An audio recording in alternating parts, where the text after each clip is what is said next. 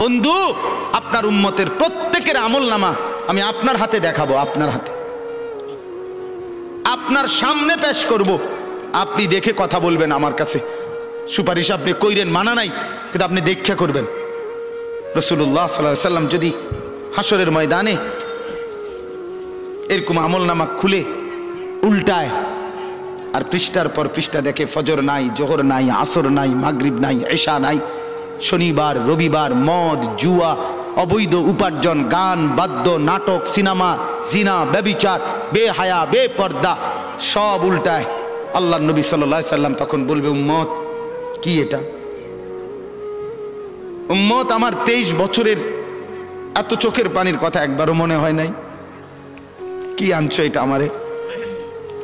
উম্মত, তুমি জানো না আমি যে তায়েফের পাথরের আঘাতে পুরা পিঠ চালনির মতো ঝাঁঝরা বানায় ফেলছে আমার? শোনো নাই তুমি?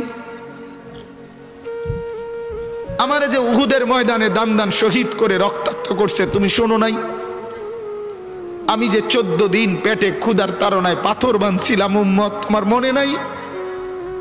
একবারও শোনো নাই আমার ক্ষুধার কষ্ট, আমার পিঠের ব্যথা, আমার দাঁতের ব্যথা, আমার কাঁধে 2টা কড়া ঢুকে গেছে? উম্মত, আমার ঘরে 3 মাস আল্লাহর নবীর স্ত্রী আয়েশা বলছে, আল্লাহর কসম উম্মত, নবীর স্ত্রী বলছে 3 মাস 3টা চাঁদ উঠছে ডুবছে, রাআইনা হিলালান সুম্মা হিলালান সুম্মা হিলালান, 3 চাঁদ 3 মাসে নবীর 9 জন বিবির কারো ঘরে আম্মা জান আয়েশা বলে 1 ফোঁটা চুলায় আগুন জ্বলে নাই।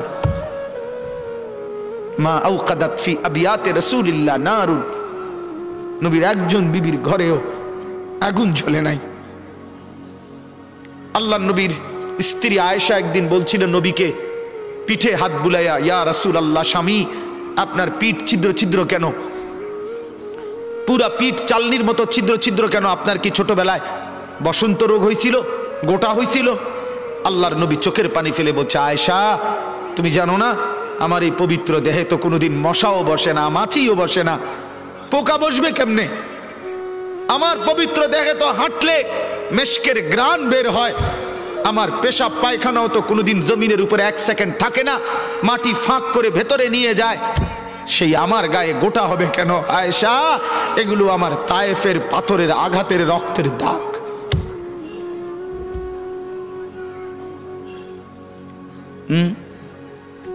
বলো না বাপ, কিছুই মনে হইল না? এভাবে ভুলে গেলেন, ভুলে গেলেন? রাসূলুল্লাহ সাল্লাল্লাহু আলাইহি সাল্লামকে একবারও মনে হলো না? আল্লাহকে ভালোবাসেন, নবীকে ভালোবাসেন, আখিরাত চিনেন? এই বাপ, আমি আপনাদের সন্তান, আমার বাবা আপনাদের মহল্লায় 43 বছর এই বড় মসজিদের ইমাম ছিলেন, 1 দিন 2 দিন না। আমি এই মাটিতে বড় হওয়া ছেলে, এই প্রাইমারি স্কুলের ছেলে, এখানেই বড় হয়েছি। এরা সব আমার আপনজন। আমি আমার আপনজনদেরকেই শক্ত করে বললাম, আমি যদি কারো ভাতিজা হই, আপনি আমার চাচা, আমি চাই আমার চাচা যেন হয় জান্নাতি।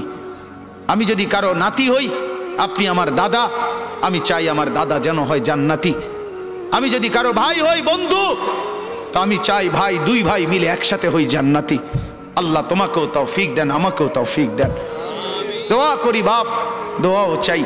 জিন্দগি বদলান যুবক, জিন্দগি বদলাও।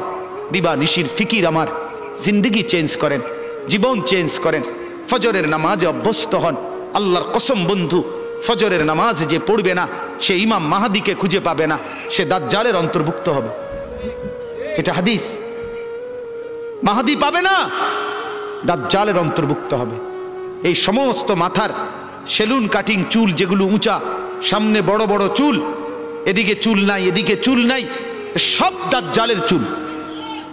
বিশ্বাস করো, একেবারে পরিষ্কার হাদিস, মুসলিম শরীফের হাদিস। আল্লাহর নবী বলছে, দাজ্জাল হবে শাবুন কাতাতুন, দাজ্জাল হবে যুবক, আর দাজ্জালের চুল হবে এলোমেলো। এই জন্য দুশ্মন এটাকে জনপ্রিয় করে দিছে। এদিকে নাই, এদিকে নাই, ওইদিকে নাই, এখান দিয়ে নাই, এখান দিয়ে ফেলায় দিছো, ওইখান দিয়ে উঁচা করে রাখছো, সামনে দিয়ে ঝাঁকড়া বানায় রাখছো। কি করছো বাপ? কোনোদিন জিজ্ঞাসা করলা না এটা কার থেকে নিলা? কি এটা, এটা কি মডেল নিলা? সেলুন থেকে বুঝি মানুষে মডেল নেয়।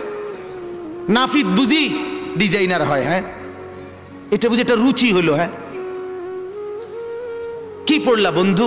এত বাংলা, এত অঙ্ক, এত ইংরেজি বই, এত পদার্থ, এত অপদার্থ, এত জীববিজ্ঞান, এত জড় বিজ্ঞান, এত কিছু কই গেল?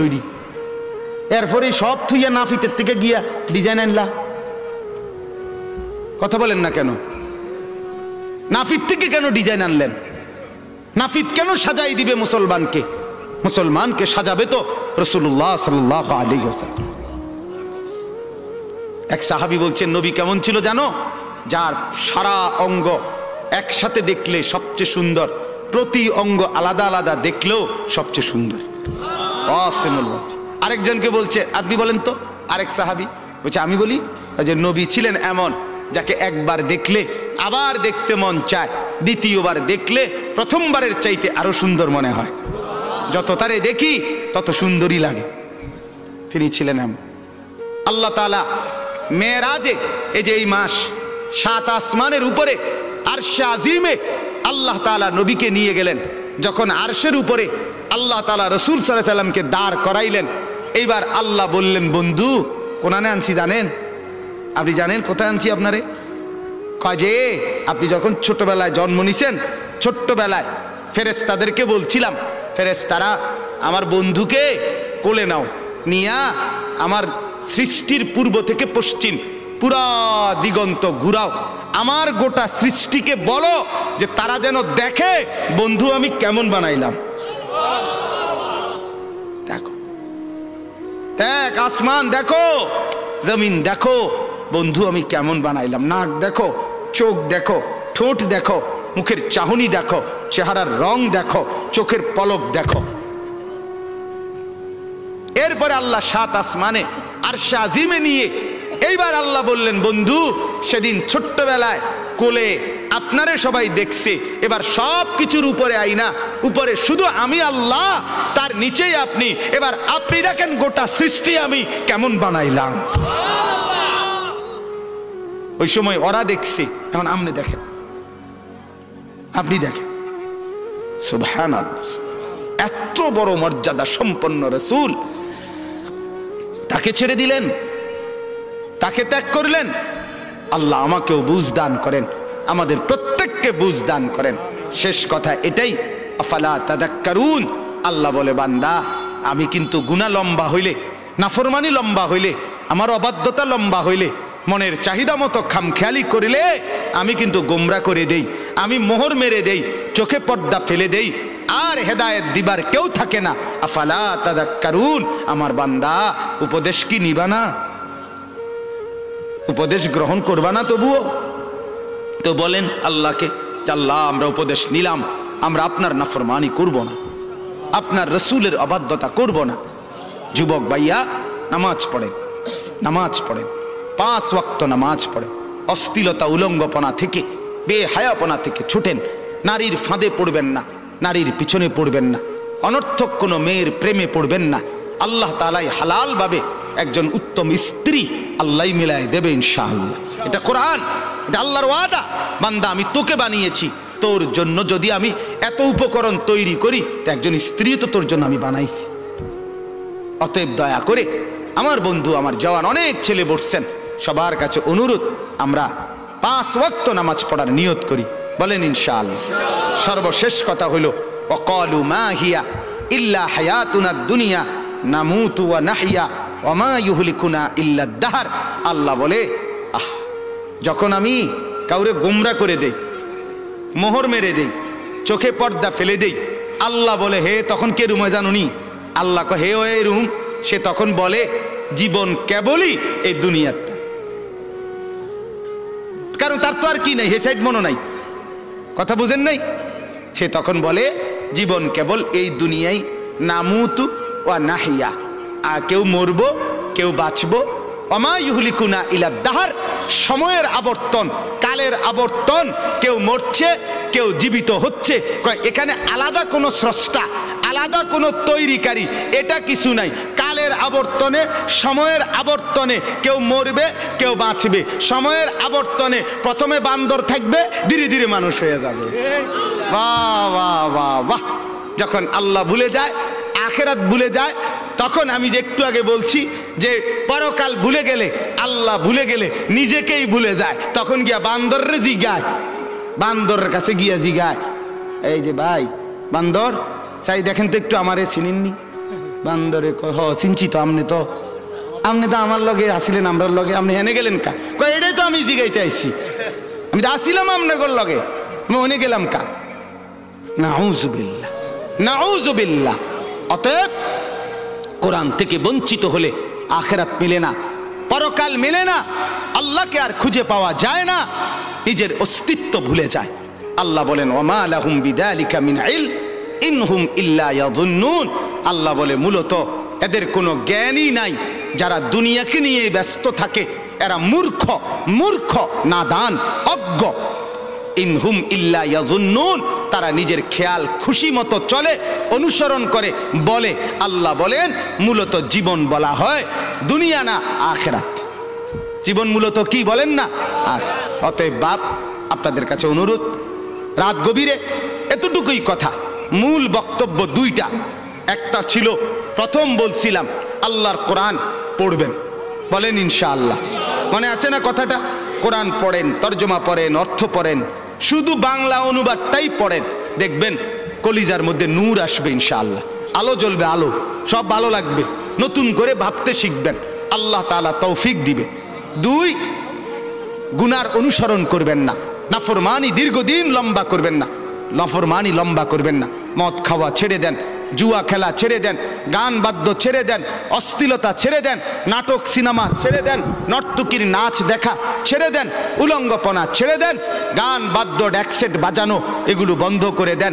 যার ঘরে রঙিন টেলিভিশনে নর্তকী নাচে সেই নর্তকীর নাচ বন্ধ করে দেন। প্রত্যেকের হারাম রোজগার, সুদ, ঘুষ, অবৈধ ইনকাম এটা বন্ধ করে দেন। দুনিয়া অল্প অল্প অল্প। আল্লাহ তাআলা আমাদের প্রত্যেককে আখিরাতের প্রস্তুতি নেওয়ার তৌফিক দান করেন, বলেন আমিন। আমি আমার আব্বার জন্য দোয়া চাই, আমার আব্বা আপনাদের মাঝেই ছিলেন, আল্লাহ তাআলা যেন বাবার কবরকে নূরে নূরে ভরপুর করে দেন। আপনাদেরও যাদের বাবা নাই তাদের জন্য দোয়া করি। মা আমার অসুস্থ, হাসপাতালে ছিলেন 3 দিন, আজকে মাকে আনা হয়েছে বাসায়, তো মাও অসুস্থ, মার জন্য দোয়া করবেন। ভাই বেরাদর সহ আমরা সবাই আপনাদেরই সন্তান, আপনাদেরই কাছে বড় হওয়া। আল্লাহ তাআলা আমাদের সবাইকে আন্তরিকতা, মহব্বত, সম্পর্ক দান করেন। যেই ছেলেগুলো এই মাহফিলের ইন্তেজামের জন্য কষ্ট করেছে এরা আমাদেরই পরিচিত, আমার কাছে গেছে। আমি আজকে সত্যিকার অর্থে আমি কোনোভাবে, আমার আরো 2টা বয়ান ছিল মাগরিবের পর, আমি আরো 2টা মাহফিলে বয়ান করে এরপরে আসছি। মূলত আমি কোনোভাবেই মিলাইতে পারতেছিলাম না, কিন্তু আমার ছোট ভাই সহ এরা ছেলেরা এমন জাতা দিয়া ধরছে, আলহামদুলিল্লাহ আল্লাহই মিলাইছে। সব শুকর মালিকের। আল্লাহ তাআলা ছেলেদেরকে উত্তম বিনিময় দান করেন। এই মাহফিলখানা আল্লাহ তাআলা এই মাহফিলখানা কিয়ামত পর্যন্ত কায়েম দায়েম করে দেন। ছোট্ট পরিসরে কষ্ট হয়েছে অনেকের, বসতে দাঁড়াইয়া ছিলেন, আল্লাহ তাআলা প্রত্যেককে উত্তম বিনিময় দান করেন। হ্যাঁ, অনেকে ইন্তেকাল করেছে, প্রবাসে আছে, বিভিন্ন জন বিভিন্ন পেরেশানিতে দোয়া চাইছে। আমার এক বোন আমারে কিছুদিন বলছে আগে, এখনো বোন আছে বাসায়, তো বোন আমারে বলতেছে, ভাই এখনকার মানুষের 2 কথা সবসময় মনে রাখবি। আমি কই কি? এক, হয় ব্যস্ত নয় অসুস্থ। এই মেজফা হয় ব্যস্ত নয় কি অসুস্থ। এই হইল বর্তমান মানুষের পরিচয়, হয় ব্যস্ত নয় অসুস্থ। আল্লাহ তাআলা আমাদের প্রত্যেককে ঈমান আমলের দৌলত দান করেন, সুস্থতার জীবন দান করেন।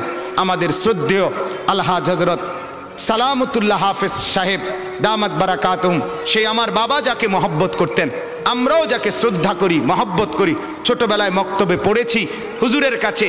এবং আমার শ্রদ্ধেয় হাফেজ মুজিব সাহেব হুজুর অনেক অসুস্থ, সব সময় আমি কথা বলি হুজুরের সাথে, হুজুরের এলাকায়ও যাই মাহফিলে। আল্লাহ তাআলা যেন উনাকেও শিফা দান করে, সুস্থতা দান করে। আমার শ্রদ্ধেয় মাওলানা হাবিবুর রহমান আল ফরিদি, আল্লাহ তাআলা তাকেও যেন কবুল করে, উত্তম বিনিময় দান করে। আল্লাহ আপনাদের সবাইকে সুখে রাখুক, উত্তম বিনিময় দান করুক, আমিন।